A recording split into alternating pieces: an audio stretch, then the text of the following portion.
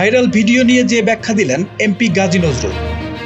সামাজিক যোগাযোগ মাধ্যমে ছড়িয়ে পড়া ব্যক্তিগত ভিডিও নিয়ে মুখ খুলেছেন সাতক্ষীরা ৪ আসনের জামায়াতে ইসলামীর সংসদ সদস্য গাজী নজরুল ইসলাম। তিনি দাবি করেছেন, ভিডিওতে থাকা নারী তার বৈধ দ্বিতীয় স্ত্রী এবং ঘটনাটিকে রাজনৈতিক উদ্দেশ্যে ভিন্নভাবে উপস্থাপন করা হচ্ছে। আজ ২১ জুলাই মঙ্গলবার নিজের ভেরিফাইড ফেসবুক অ্যাকাউন্টে দেওয়া এক পোস্টে তিনি এ দাবি করেন। নতুন সময় পাঠকদের জন্য এমপি গাজী নজরুল ইসলামের পোস্টটি হুবহু তুলে ধরা হলো। প্রিয় দেশবাসী, আসসালামু আলাইকুম। গত ১৩ জুলাই ২০২৬ ইং তারিখে আমার প্রথমা ও দ্বিতীয় স্ত্রী যথাক্রমে মুসাম্মদ মাকসুদা বেগম ও মুসাম্মদ মরিয়াম বেগমকে সঙ্গে নিয়ে রাজধানীর মগবাজারে আমার দ্বিতীয় স্ত্রীর পিতা মোহাম্মদ মাসুম বিল্লাহর ব্যবসায়িক অফিসে যাই। সেখানে আমরা আনুমানিক সোয়া ১ ঘন্টা অবস্থান করি।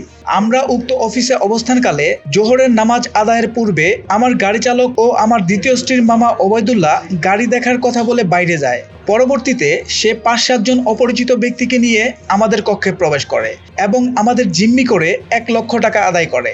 আমি চলাচলের জন্য যে ভাড়াকৃত গাড়িটি ব্যবহার করি, ওবায়দুল্লাহর যোগসাজশের পরবর্তীতে সেটিও আটকে রেখে দফায় দফায় আমাদের কাছে কয়েক লক্ষ টাকা দাবি করা হয়।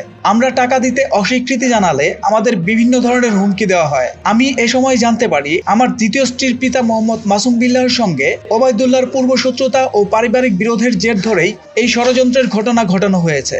পরবর্তীতে হিংসা ও ব্যক্তি স্বার্থ চরিতার্থ করার উদ্দেশ্যে ওবায়দুল্লাহ আমাদের স্বামী স্ত্রীর ব্যক্তিগত ও ঘনিষ্ঠ মুহূর্তের ভিডিও ধারণ করে ও ফেসবুক সহ বিভিন্ন সামাজিক মাধ্যমে ছড়িয়ে দেয়। এই ঘটনাকে কেন্দ্র করে কতিপয় অসাধু ব্যক্তি রাজনৈতিক উদ্দেশ্য প্রণোদিতভাবে ভিডিওটিকে বিবাহ বহির্ভূত সম্পর্কের ঘটনা হিসেবে প্রচার করেছে, যা সম্পূর্ণ মিথ্যা, ভিত্তিহীন ও উদ্দেশ্য প্রণোদিত। প্রকৃতপক্ষে গত ১৭ জুন ২০২৬ তারিখে পারিবারিকভাবে এবং আমার প্রথম স্ত্রীর সম্মতিতে আমার দ্বিতীয় স্ত্রী মুসাম্মদ মরিয়াম বেগমের সঙ্গে তার পিতা মোহাম্মদ মাসুম বিল্লাহর বাসভবনে আমাদের বিবাহ সম্পন্ন হয়। ফলে আমাদের বিরুদ্ধে প্রচারিত অপপ্রচার ও বিভ্রান্তিকর তথ্যের কোনো সত্যতা নেই। যারা আমাদের সামাজিক মর্যাদা, ব্যক্তিগত গোপনীয়তা ও নৈতিক চরিত্র ক্ষুণ্ণ করার উদ্দেশ্যে এই ষড়যন্ত্র ও অপপ্রচারে লিপ্ত হয়েছেন, তাদের বিরুদ্ধে দ্রুত ও নিরপেক্ষ তদন্তের মাধ্যমে আইনানুগ ব্যবস্থা গ্রহণ এবং দৃষ্টান্তমূলক শাস্তি নিশ্চিত করার জন্য সংশ্লিষ্ট কর্তৃপক্ষের প্রতি আহ্বান জানাচ্ছি।